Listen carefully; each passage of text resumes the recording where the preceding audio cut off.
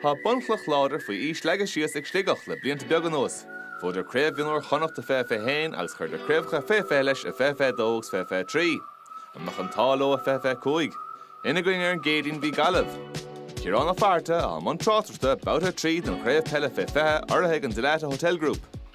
Éman ó mehanní díal dumís go tíiste go bhirt gona cosantóirí tá sí go fóil agus í builteisteach an seoinis go dtí fearlápáirtí eisi dístin sin tá chosinta gaile go má í sin tríalta cána an áir tá na muire breanú tá canse go má tá sí heidir drastan. Ach tá si tíiste sin agus ní léana bol an Peile isteach an sin seo chuganne gaile bhfuil bháine agus an leacholaí láin Mark Mannion a ghfuilisteach pasglóte tu ige seanse scór builte go háir bhfuil do fórne thóscártá an na cholín ag éana mána hin sin.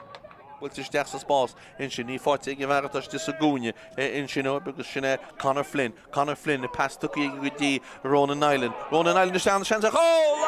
léide go chól ag Ronan Island. Anna chól go dó ag Ronan Island agus muide tanisteach an sinú mé déag an cólíntaach ag Ronan Island.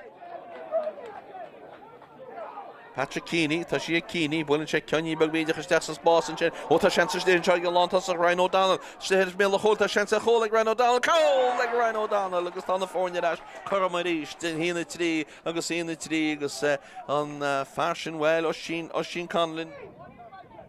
Owen Hart leis an íorthid pasta go dhéige go dtí le cholaí láir Tommy Ross isteach an seo go dtí Dylan Welsh Conard Dylan Welsh na cholín ar fad ag Dylan Welsh Steve Munna bráge an láimht go síos ag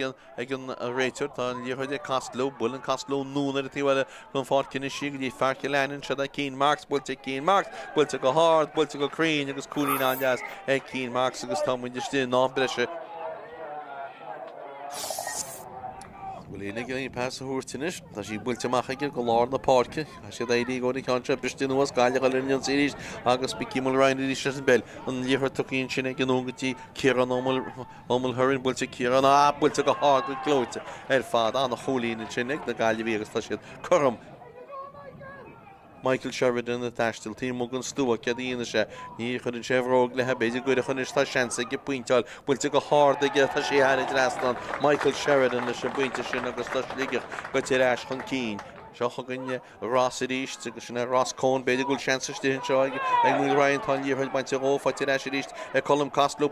na cholín ag Colm Castló hí sé riocht na bhfuil sé an cáin Síar an iscadí fearrata tu isteach a cúpa sinna Tom Bailey an uach sin sa géile, pasaisteach an sin pasaisteach sa Spás an seo go dtí Sheridan a ghilisteach chuní an ad ag builte go hard ag builte go crín ag sin an dá cúlín as a céile fáte ag Michael Sheridan. Keane Marks leis an bell, hálar a tíhile go fácinis agus gaiile gáil chun Keane, an los go deo, in seo seach an seans beidir seansa mé a hólinn seo seansa chól beidir, go hí seil léide go chól ag na Gaillimh agus sí tucaí an bailach ar fad an Keane díal dumí stáir ceann na gáil tíiste ní léna go líon pasúirt táis go dtíon sé sé gáin seo bhil sí chun rádan seo builte go hard builte go duna nó bhfuil sí go duna tá sí contáirte go mé a chól Cól ag Sligeach agus well an cólbád a réide bu chearcamate takeí amach agus sí sin glánta aige Ciaran McDonough a bolla siar an seo agus McDonough a bolla núna tro go dtí Ross Cohn a taistil Ross Cohn go fóileach a tríal sé